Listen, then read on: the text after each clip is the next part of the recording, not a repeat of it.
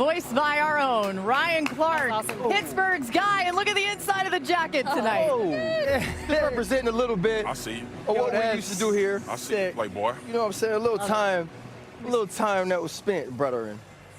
That's sick. Yeah. Look at that. That was a day.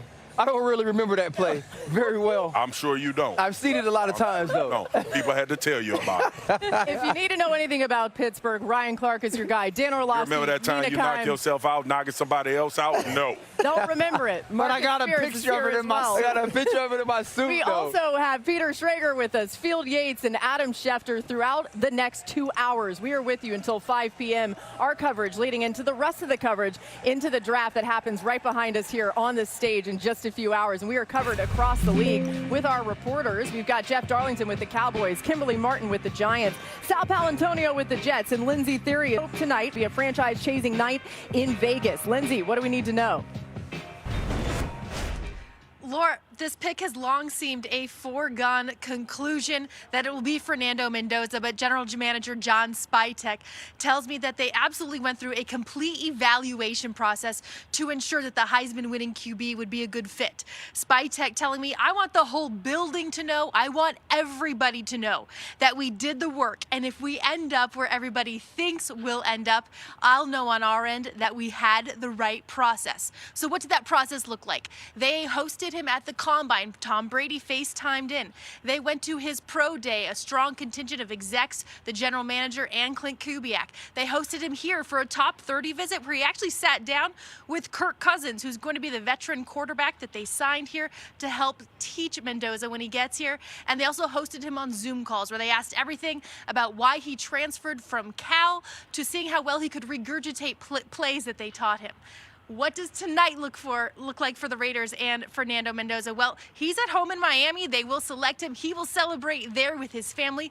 The Raiders will celebrate at the Palms. And then tomorrow, Mendoza is expected to meet here with the media. They're setting up behind me for a big party that he's expected to celebrate at. So the Raiders here have a lot to look forward to as they anticipate very much selecting Fernando Mendoza with that top overall pick tonight. Now to Sal with the Jets. Thank you, Lindsey. Well, the Jets have made their decision, I'm told, of who they will pick at number 2. They're just not ready to reveal it yet. They've got 6 hours before they're on the clock. They want to keep the rest of the NFL guessing. Bottom line is they're going after a pass rusher. Aaron Glenn is reconfiguring the defense to a 3-4. Most coaches around the league that I've talked to say David Bailey, the edge rusher out of Texas Tech, fits perfectly into what Aaron Glenn needs right now and what he is doing right now. Reese, however, gives the Jets obviously other things that he can do, especially stop the run, stack linebacker, off the edge, rush the passer. And the Jets did not have a lot of fourth-quarter leads last year.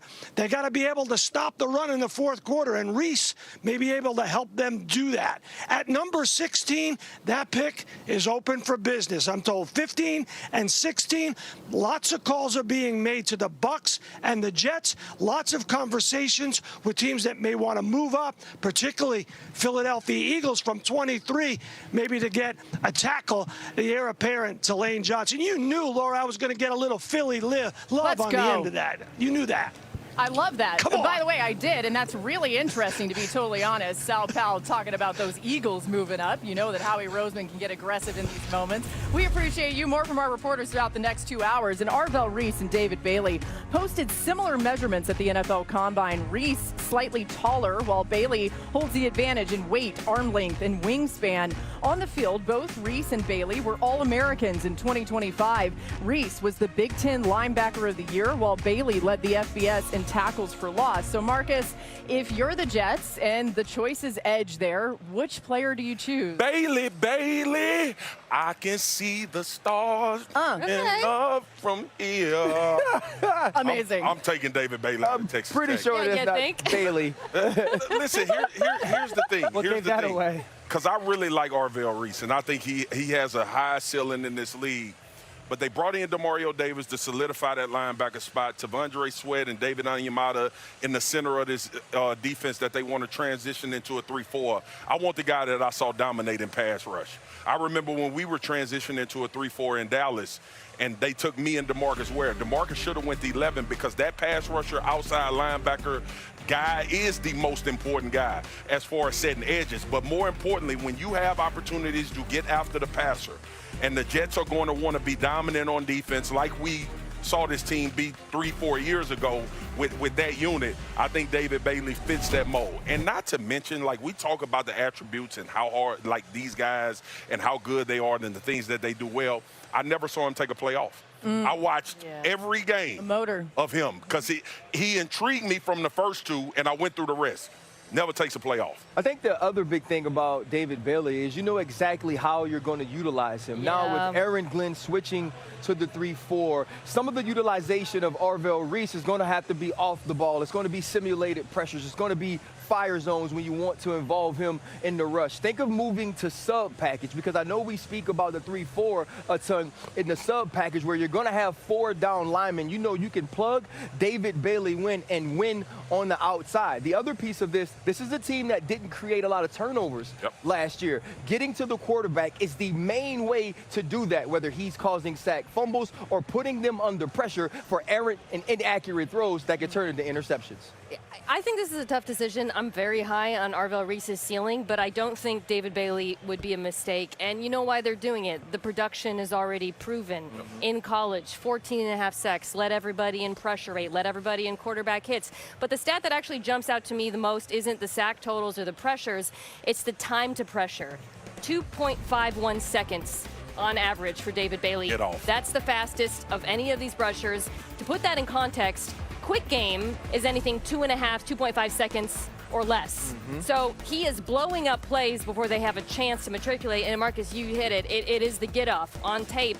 That is the trait that leaps off. It's how much he explodes at the line of scrimmage. Now, I do want to say, he's going to have to get better against the run. I see the effort there. You guys talked about the motor, but he's going to have to continue improving that area to play on early downs. I do think he can continue because clearly the desire is there. So that's at 2, but then let's fast forward to 16. This feels like the first real point in the draft where we say Ty Simpson, the quarterback out of Alabama, could be in consideration. Should the Jets do that? Why are you making that face? You think earlier than 16?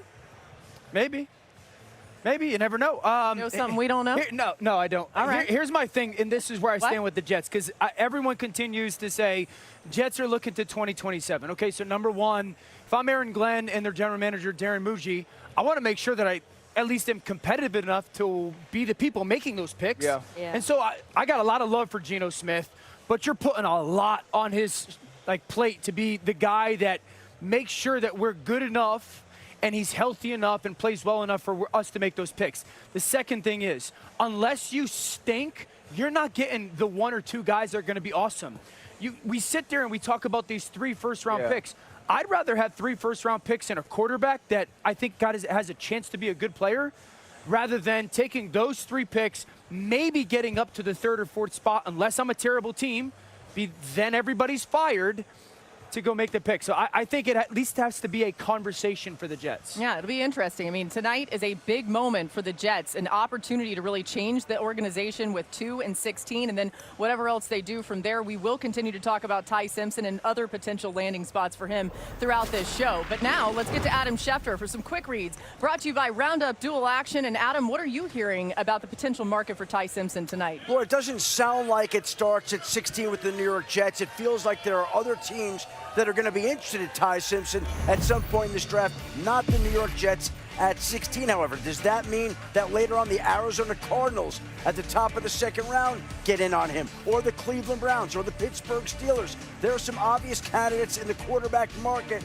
Ty Simpson, the big question tonight is whether a team will trade up into the 1st round to get the 5th-year option in his contract. Also a major question about which wide receiver goes first tonight, whether that's Carnell Tate or Jordan Tyson, 2 highly acclaimed receivers. Tyson has overcome some of the injury concerns. Tate is a smooth, polished wide receiver. There's a lot of love for both players. They're both expected to be high picks, and I think both players should be off the board within the first 12 or so picks tonight. And it will be different tonight. This is the 20th anniversary of Roger Goodell's first draft pick when he announced it, when Jamarcus Russell was the first pick back in the day in 2007, when teams were given 15 minutes per pick. Tonight, it'll be 8 minutes. They've moved it up 2 more minutes, so it's 2 fewer minutes than last year when it was 10 minutes per first-round pick. Tonight, 8 minutes for first-round pick, and the NFL is expecting Roger Goodell to be booed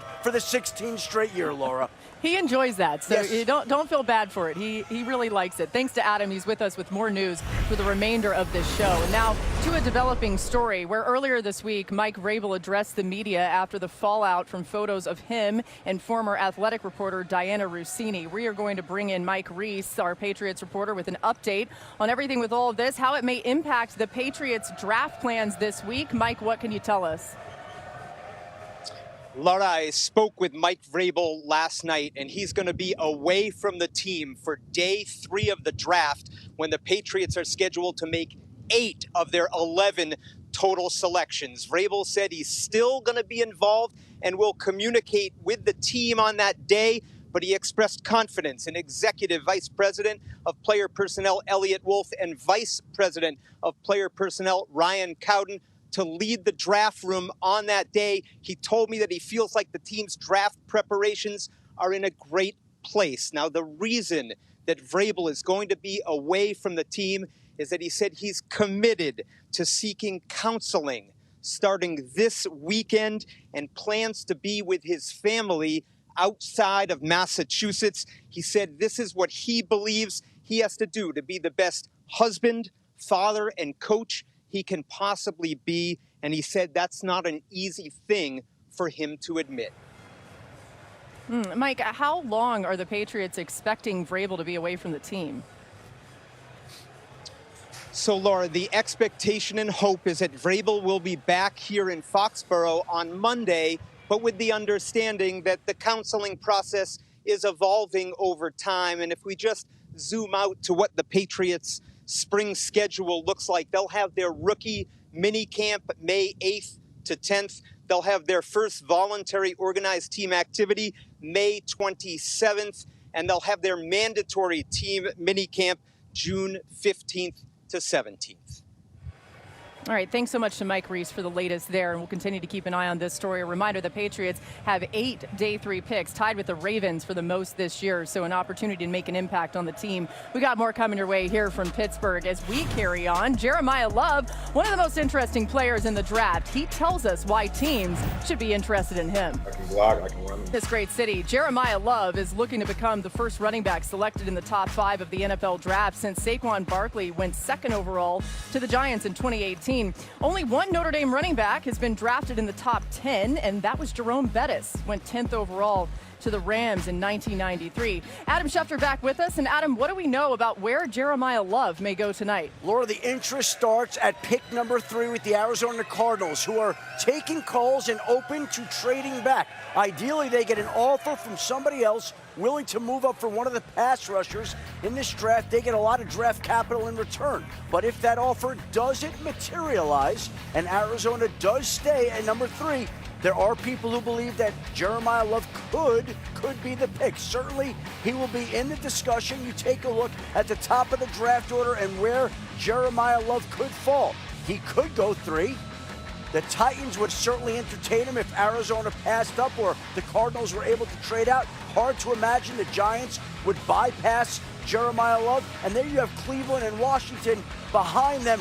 But it's hard to imagine in the eyes of people across the league that Jeremiah Love could get past picks 3, 4, and 5. He is poised to become the first running back since Saquon Barkley to be selected in the top 5 picks, and that happened in 2018. But tonight, Love will come off the board quickly. Adam, the crowd behind you is filling in pretty nicely out there. It's getting a little ruckus, I think. Yes, it's been that way.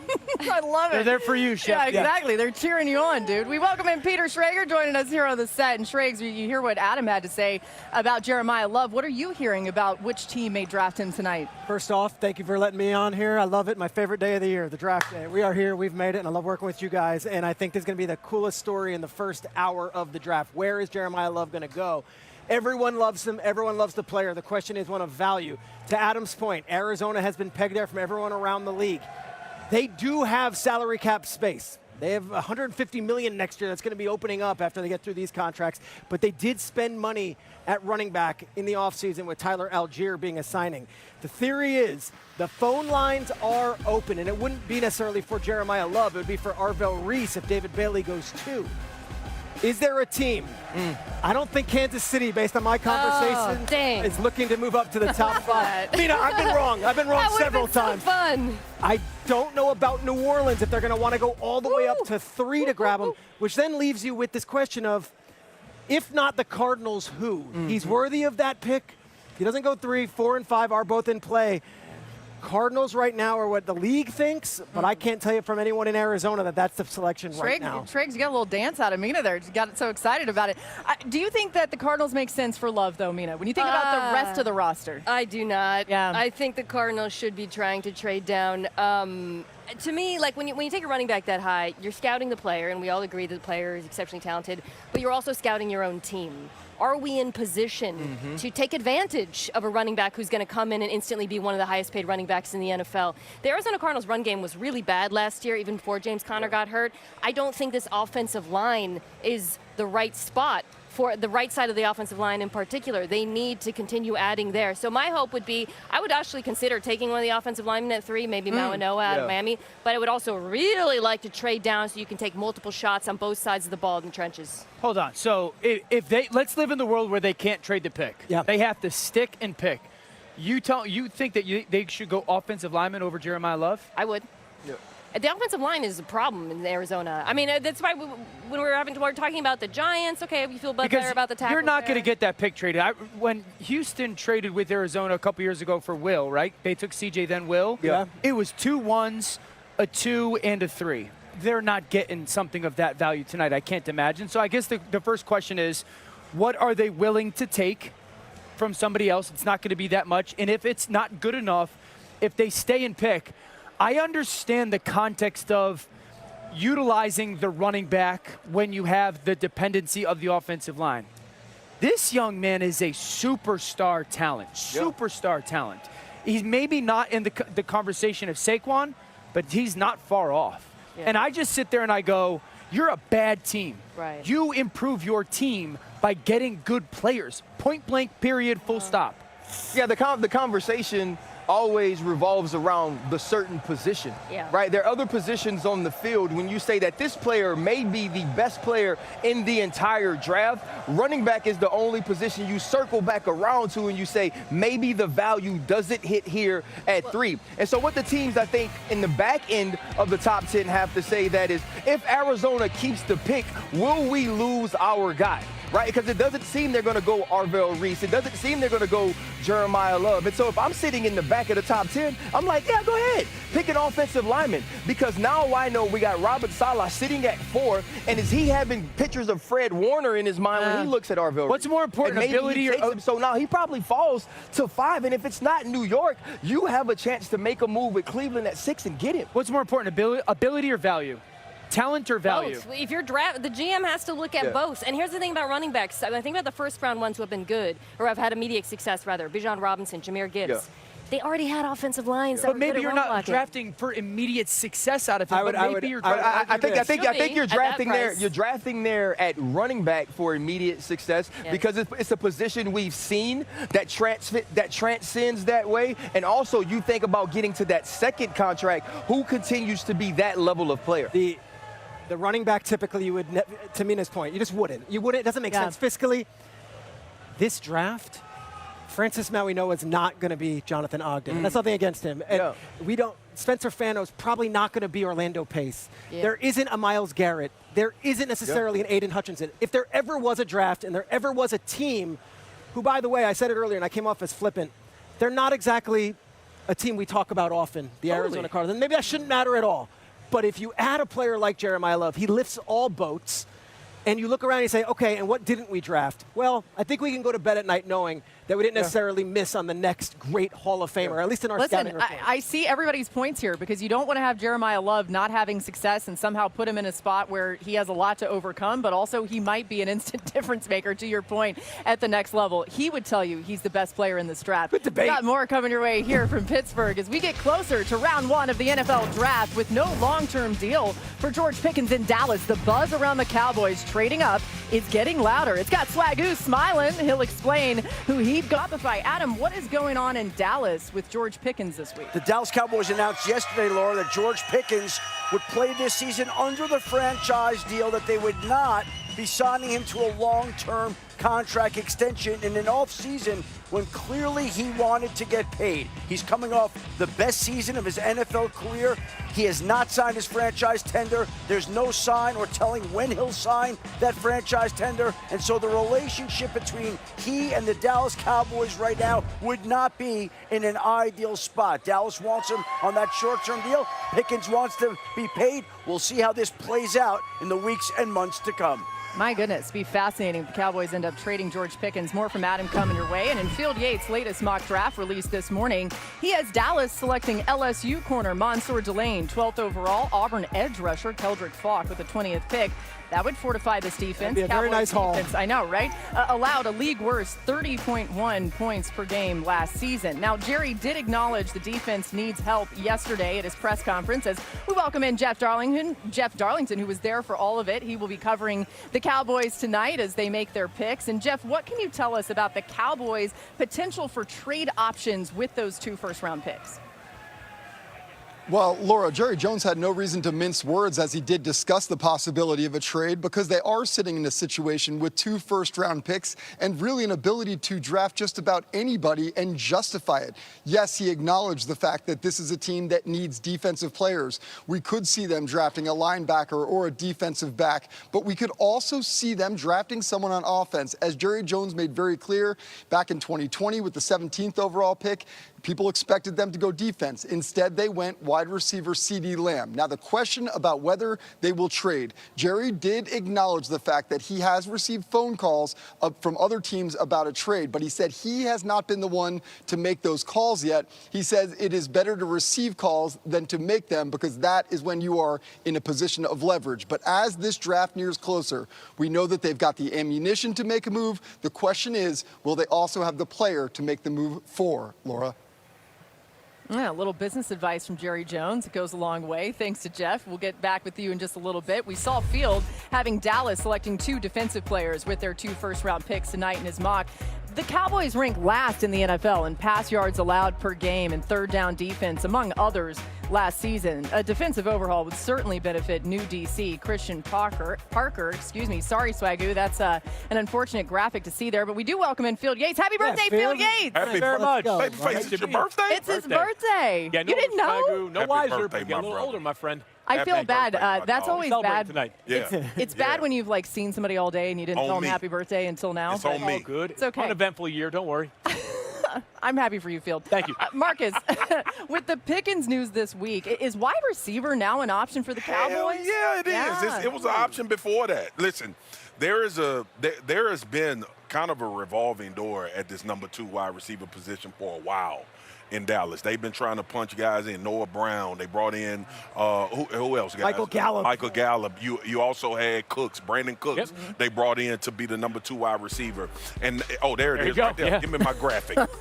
The greatest team in the world on NFL Live. Yeah. So you see how many shots they've taken at pairing somebody with CeeDee Lamb. And this is the first year you saw what it could be like with another guy that was an absolute playmaker and somebody that could elevate this offense. With what Jerry said in his press conference, what Steven said about no deal being done, Yep.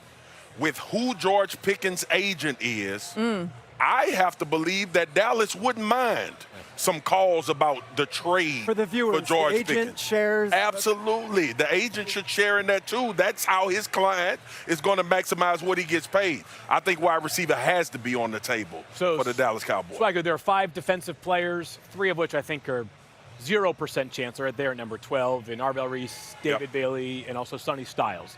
Maybe an outside chance at Caleb Downs. I'm skeptical of that. But Mansoor, Delane, who I had going 12th overall. All 5 of those guys would qualify as turn the card in picks if I'm the Cowboys.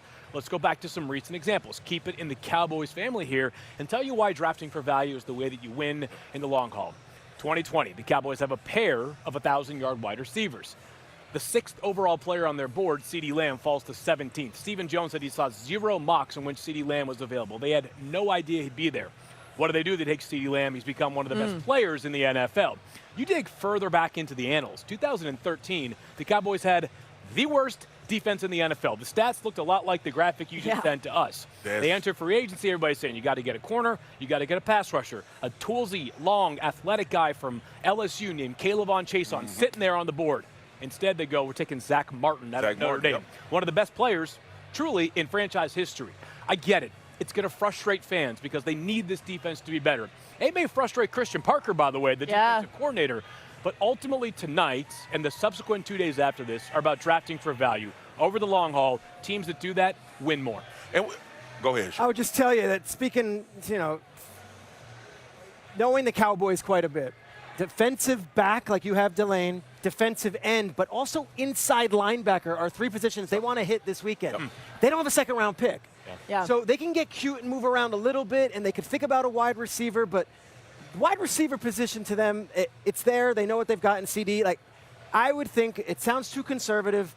They might move up to 9 with the Chiefs, make sure they get Delane, or maybe they take Ruben Bain.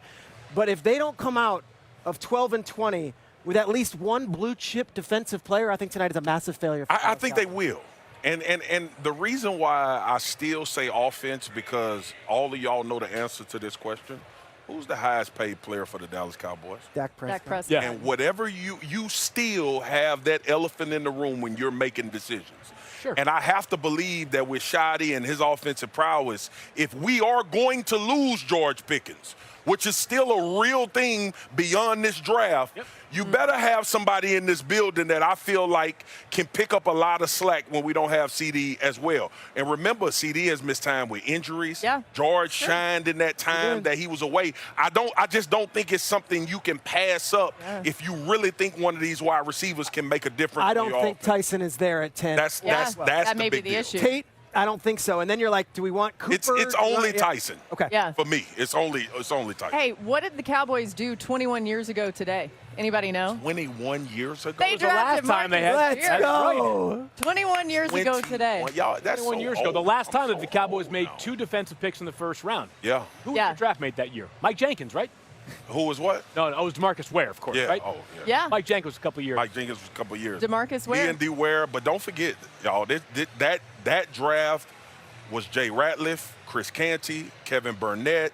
It was Marion Barber. Day 3. It was a lot of guys that went on to have phenomenal careers. Yeah. But Dallas is drafted well. I've said that 1,000 times. There we go. We are going to draft well tonight. What we did in the offseason and in free agency is what made me happiest. Okay, so, RC, if they do end up drafting Mansoor Delane, what are the Cowboys getting in him? Well, 21 years after they got a great Marcus Spears from LSU, they can get another LSU great, even though only 1 year in Mansoor Delane. He showed you on Pro Day with the 4.340 that he has the measurables, but now you want to notice if he has recognition, technique, and feel. And you go to the first game of the year against Clemson here, you're going to see him in zone coverage. We're going to get a China route up top. Number 2 is going to go inside. Look at him vision the quarterback, and now he's going to overlap all the way to number 3 on the inside and make an interception. Do you want to see a guy that can play press? Here he is against South Carolina. But when you zoom in more specifically,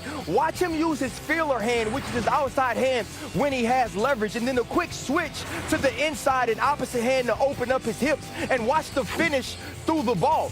If you want to know if he can get feel, right, if he understands the dimensions of the football field, here he's going to come down in motion. He's going to be in a stack. This is the top coverage. He's going to continue to cover the man off the ball. Look at the bump by the tight end. Watch him get through this, and when he gets through, squeeze the ball to the outside and get his left hand in. Mansoor Delane is a plug-and-play player at the cornerback position, which is exactly what the Dallas Cowboys and Christian Parker could use. The best way I can describe Delane is sometimes sometimes when you say a player has a high floor, it almost is perceived as an insult. Yeah. Oh, you're saying he's safe. No, what I'm saying is it's very hard for me to imagine a world in which he is not a good NFL player. Exactly. You highlight a lot of the reasons why. Great route recognition and eyes and zone coverage. He has the physicality and the footwork to play man. He's a good tackler as well. If I had to put a ding, I would just say the recovery speed, the top end speed isn't elite per se, but he so rarely gets beat that it doesn't matter. 26% completion percentage allowed in college, 0 touchdowns his final year.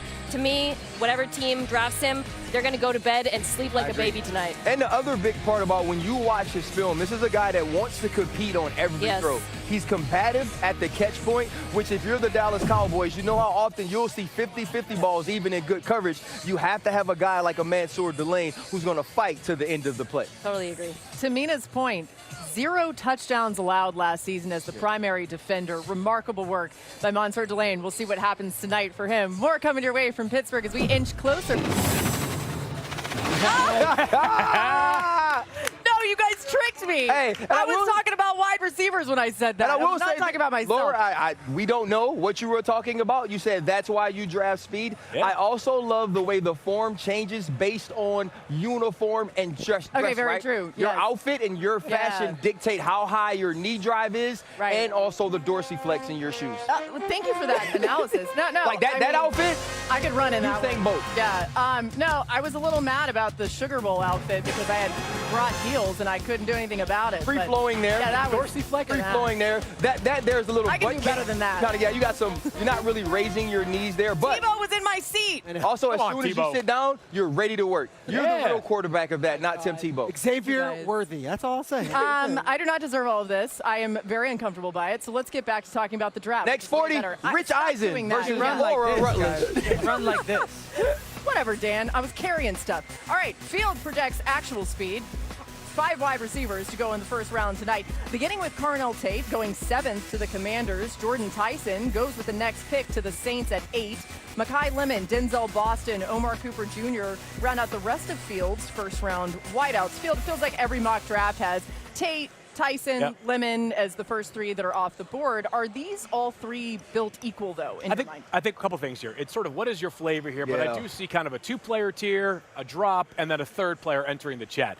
Jordan Tyson and Carnell Tate went back and forth on my big board as wide receiver 1. Really, though, it's what are you looking for? Carnell Tate is this refined, NFL-ready, probably wide receiver 2. Not a lot of great top-end speed. He was clocked at 4.53 on the official clock at the Combine. A lot of teams had him more the mid to high 4.4s. He had just 1 drop this past season. Very steady performer for Ohio State. Diligent with his route running. Makes contested catches on the sidelines.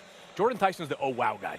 Now this past season was difficult because the quarterback play was a mess at Arizona State. He dealt with a hamstring injury. I thought sort of the interesting part about Jordan Tyson and evaluating him in 2025 was that some of the plays that I was most intrigued by were plays where he never saw the ball.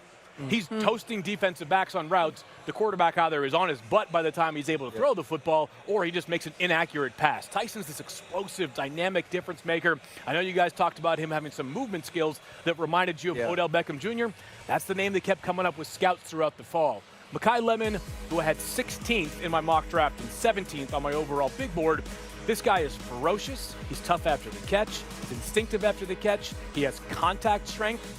The question is, typically, smaller and slower wide receivers, and this is compared to other wide receivers, haven't been drafted top 10, top 12 overall. There's not as many guys like Amon-Ra St. Brown. Part of the reason why we talk about him so much is he is a unique player relative to your prototypical wide receiver. But also, Amon-Ra St. Brown went later in the draft. 4th round, Right? Amon-Ra St. Brown wasn't being talked about in the top 10 or the top 15. And when you watch Carnell Tate, what I get from that film is, man, this is a really good football player.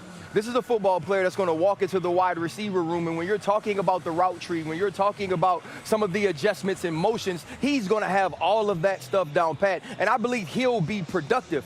Jordan Tyson, in one word, is nasty, right? There are times where you cut the film on and you looking at DBs, looking at the quarterback, because what they're saying to themselves is, holy hell, if they see him, it's a touchdown.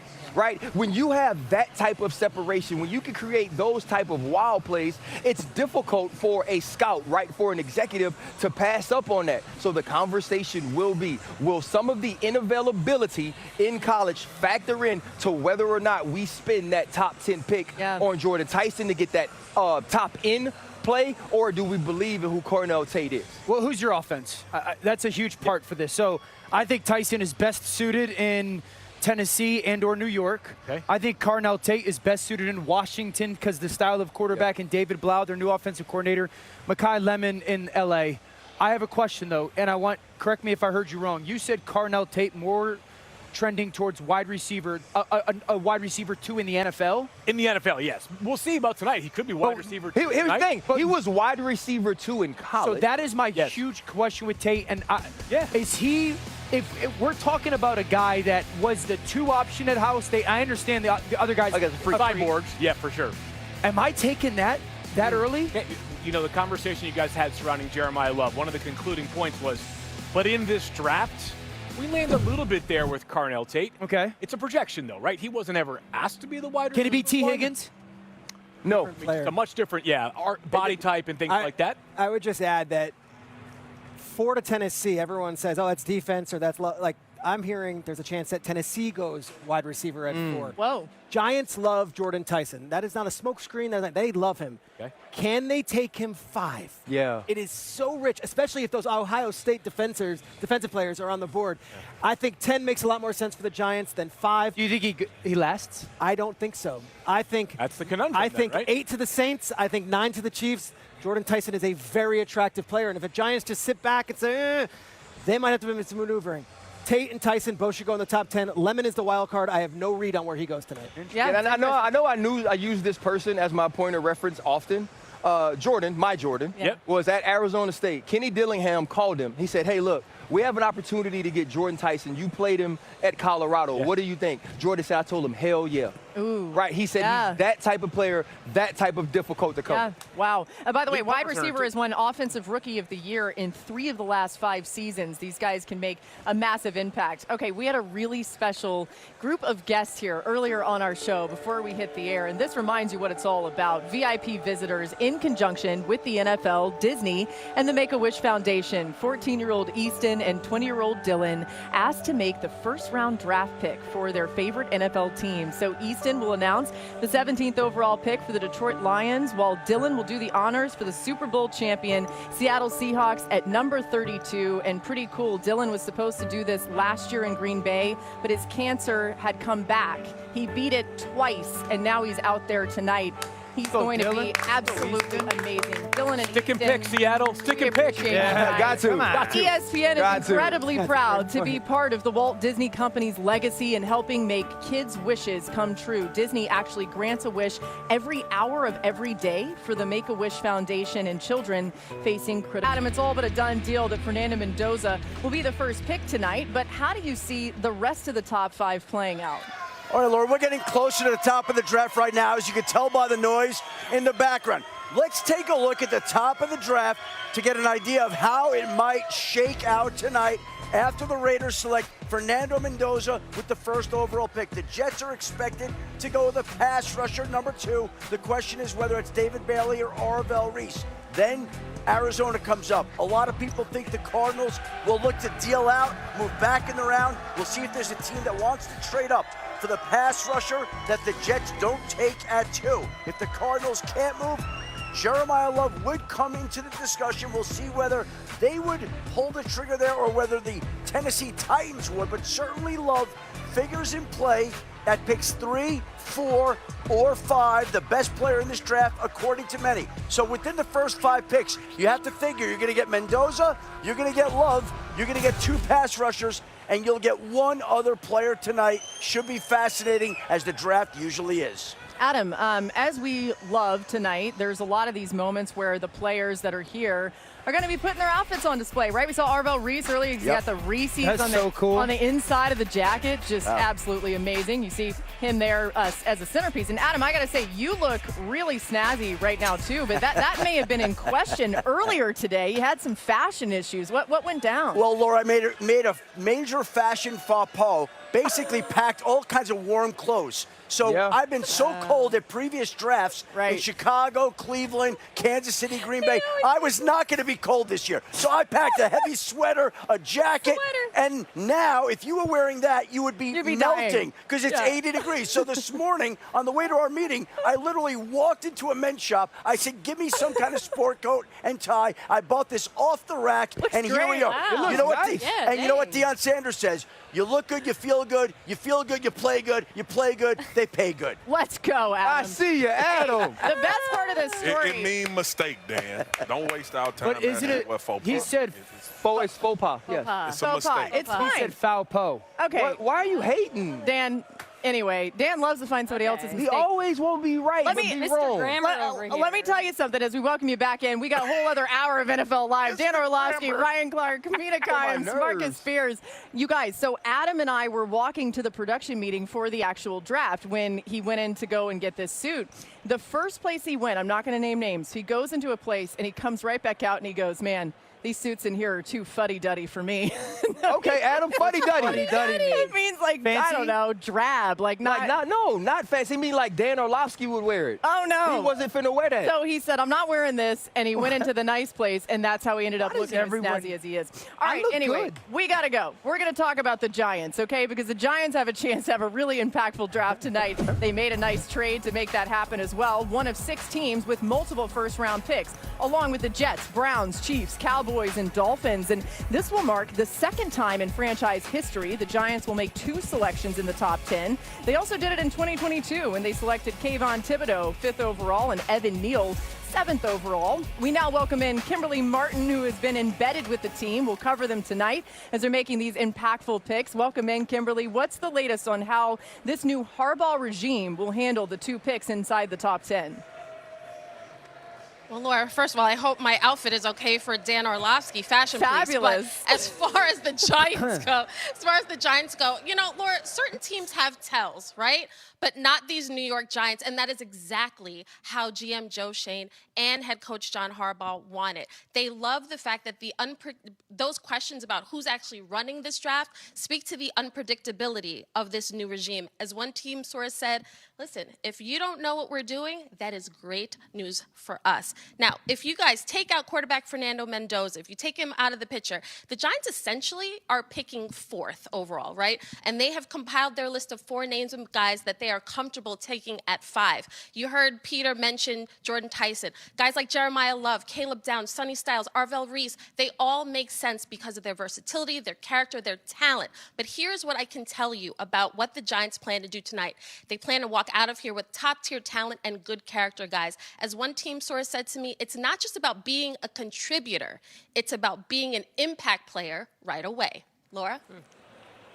That makes sense. Definitely with the draft capital they have at these premium positions, you got to make sure you're spending that money wisely. And throughout the mock draft season, Kimberly was talking about some of it there, RC, but the Giants have been linked to some players that aren't typically what we would think about as top 5 picks. You've got a running back in Jeremiah Love. You've got linebacker Sonny Styles, safety Caleb Downs. If they went the Caleb Downs route, though, what type of player are they getting? I think the first thing is if you go get Caleb Downs, you have to realize you're drafting him for the certainty and the floor. You're not going to be drafting him for upside like we see with guys like Sean Taylor, who are top 10 picks. Caleb Downs is one of those guys that diagnose, he anticipates, has great angles.